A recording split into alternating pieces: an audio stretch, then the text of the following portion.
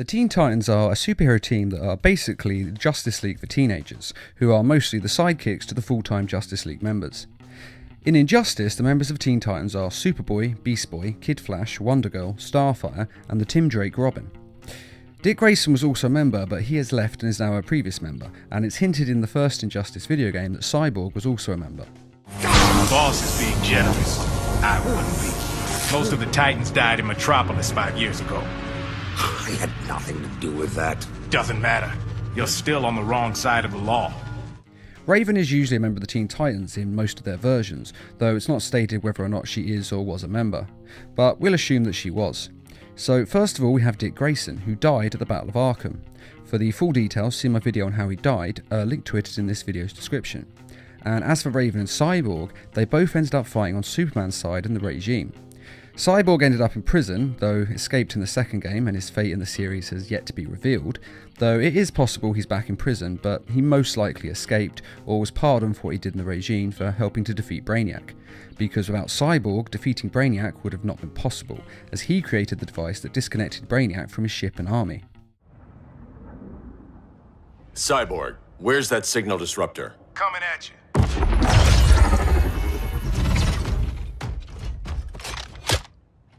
All you have to do is hit the trigger, but it only jams a local area. You need to get within arm's reach of Brainiac. As for Raven, after the first game she just disappeared. She was not in prison with the other regime members, but she can travel through dimensions, so she most likely escaped to another dimension, as she has been known to do before. Hopefully in the future, in the Injustice 2 comic series, we'll actually find out more about what happened to her. As for the rest of the Teen Titans, Superboy, Beast Boy and Kid Flash were heading into Metropolis to get a food order for all of the Titans. When the Joker detonated the nuclear bomb, the three were caught in the blast. Kid Flash died instantly, and though Superboy tried to shield Beast Boy with his body, he couldn't save him and Beast Boy died as well. Superboy of course survived this, as he's all but invulnerable, and went back to the other Titans at their home base. The team took the deaths hard, but not as hard as Superboy, who of course saw it firsthand, and then had to see his hero Superman fall from grace, the man whom he'd based his entire identity on, as Superman killed the Joker and began to turn evil. Superboy couldn't handle seeing his hero turn this way and decided to attack the Fortress of Solitude to talk him down, and if he wouldn't listen to reason, then to take him down. Tim Drake, Wonder Girl and Starfire joined him in this, even though they knew it was a suicide mission. When they got there, they found that Superman just couldn't be reasoned with, and so a fight ensued between Superman and the Titans. But the fight ended almost instantly when Superman mortally wounded Superboy, and there was no way to save his life unless he was put into the Phantom Zone. But Superman would only put Superboy in the Phantom Zone if the rest of the team went with him. They all agreed to this in order to save Superboy's life, and Superman said he would eventually release them from the Phantom Zone when the time was right, but of course he never did.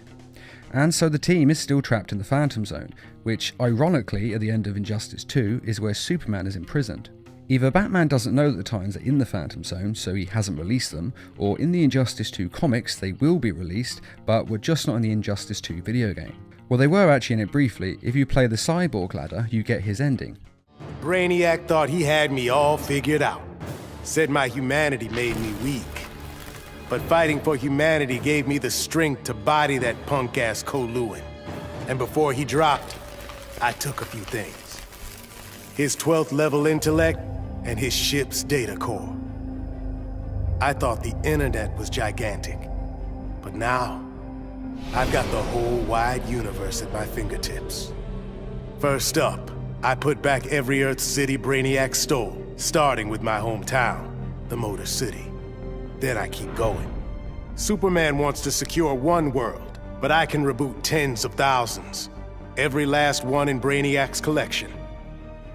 Gonna be a long trip, but another benefit of my new 12th level intellect is I can reunite with some old friends.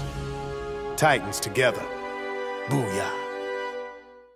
And that is what happened to the Teen Titans in Injustice.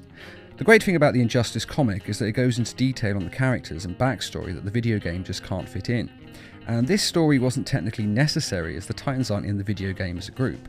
So this really is just kind of an Easter egg to the fans of Teen Titans, which I really like and appreciate the writer doing this. But the question is, will the team ever be released from the Phantom Zone? As I said, the Injustice 2 comics is still coming out, and it's possible that they will be released in it. Starfire is also included as DLC on the second game. Since she escaped the Phantom Zone, it's possible others have. though it could just be that the video game markers have added her to the DLC package without knowing that in the comics she is trapped in the Phantom Zone. Breakdowns in communication do happen, though we can hold out hope that how she has escaped the Phantom Zone is mentioned in the Injustice 2 comics. But it is important to remember on this that Zsasz was supposed to kill Alfred in the Injustice comics. However, in the flashback we see in Injustice 2, Robin kills Zsasz and therefore cannot kill Alfred later on. You didn't raise me. The League of Assassins did. This is a bit of a continuity error, so as much as the comics do match up, mistakes have been made and sometimes they just don't match. Though personally I actually hope they're all still in there, including Starfire, and I hope the DLC is separate to the main story, because it would be great for Superman to meet them all in there and for them all to escape together. After all, they don't know the full extent of what a villain Superman has become. They only saw the beginning, and he could easily lie and say he saw the error of his ways and came to rescue them. And this would be a great plot point in the third game. But what do you think? Do you think they'll ever be released, or that they'll just be forgotten and left there forever? Be sure to let us know in the comments, and I'd just like to give a quick thank you to those of you who made this video possible by donating to Needlemouse Productions page on Patreon. Patreon is a crowdfunding site that is helping us to bring you more videos each week, and to raise funds for adapting comic book stories into animated short films. And as always, thanks for watching, and feel free to subscribe, share, like, and comment.